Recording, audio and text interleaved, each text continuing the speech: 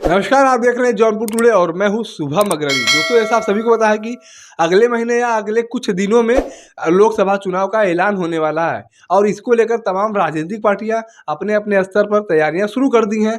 अब अगर कहीं ना कहीं अगर बात करें भारतीय जनता पार्टी की, तो भारतीय जनता पार्टी को लोग हमेशा कहते हैं कि भारतीय जनता पार्टी हमेशा चुनावी मूड में रहती है।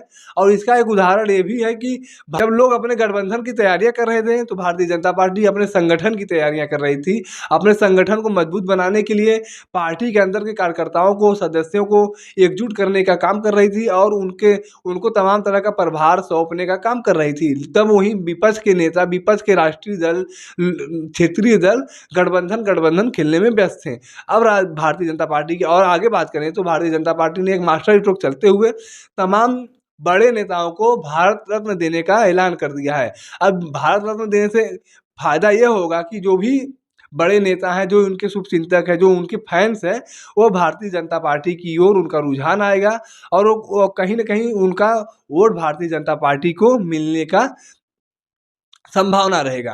अब अगर बात करें भारत रत्न की, तो भारत रत्न सबसे पहले ऐलान किया गया कि लाल कृष्ण आडवाणी को दिया जाएगा।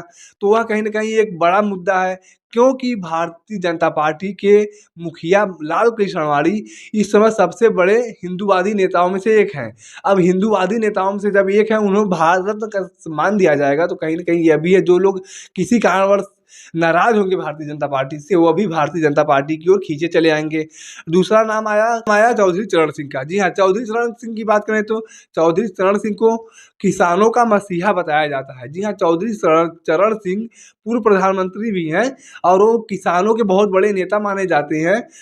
इसी ऐसे में अगर भारतीय जनता पार्टी उन्हें भारत रत्न देती है, तो कहीं न कहीं किसानों का रुख भी भारतीय जनता पार्टी की ओर ज़्यादा होगा और उनका झुकाव भारतीय जनता पार्टी की ओर होगा।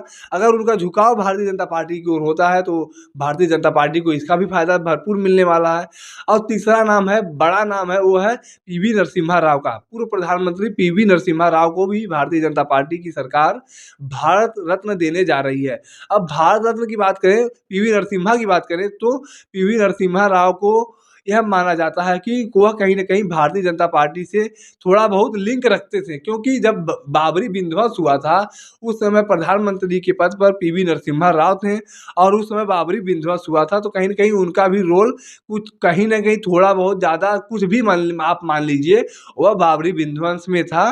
तो ऐसे में जब भारतीय जनता पार्टी के द्वारा, नरेंद्र मोदी सरकार के द्वारा उन्हें पीवी नरसिम्हा राव को भारत रत्न दिया जाएगा, तो कहीं न कहीं उनके जो फॉलोअर्स हैं, जो उनके उनके वोटर्स हैं, उनके समर्थक हैं, वो भी भारतीय जनता पार्टी की ओर झुकाव करेंगे और इसका फ़ायदा राजनीतिक फ़ायदा भारतीय जनता पार्टी को पूरी तरह से मिलेगा।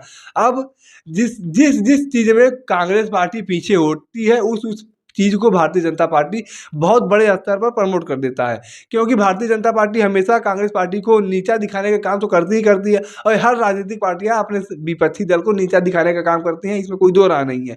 लेकिन जब जब कांग्रेस पार्टी अपने नेताओं का सम्मान करना भूल जाती है, तो वही भारतीय जनता पार्टी उनके भी नेताओं का सम्मान करके उनके वोटर्स को भी अपने फेवर में कर लेती है। अब यह बात अगर यह अब आपको बताएं कैसे, तो सबसे पहले उन्होंने पूर्व राष्ट्रपति प्रणब मुखर्जी को भारत रत्न दिया था। वो भी एक कांग्रेस के लीडर थे, उनके समर्थक जो है वो भारतीय जनता पार्टी के साथ जुड़ गए।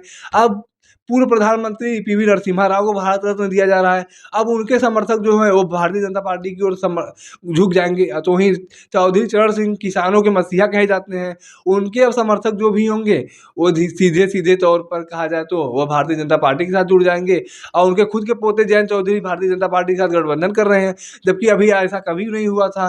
भारतीय जनता पार्टी के साथ जयंत चौधरी आज तक कभी नहीं आए थे, वो हमेशा समाजवादी पार्टी के साथ रहते थे और वो हमेशा कहते थे कि यह दो युवाओं की जोड़ी कभी नहीं टूटेगी। लेकिन इस बार लोकसभा चुनाव में जयंत चौधरी की जोड़ी समाजवादी पार्टी के अखिलेश यादव के साथ टूट चुकी है और वह दो लोकसभा सीट और एक राज्यसभा सीट के साथ भारतीय जनता पार्टी के साथ गठबंधन कर रहे हैं। बाकी भारत रत्न को लेकर, चौधरी चरण सिंह को लेकर, पीवी नरसिम्हा राव को लेकर आप क्या कुछ समझते हैं, कमेंट करके जरूर बताएं।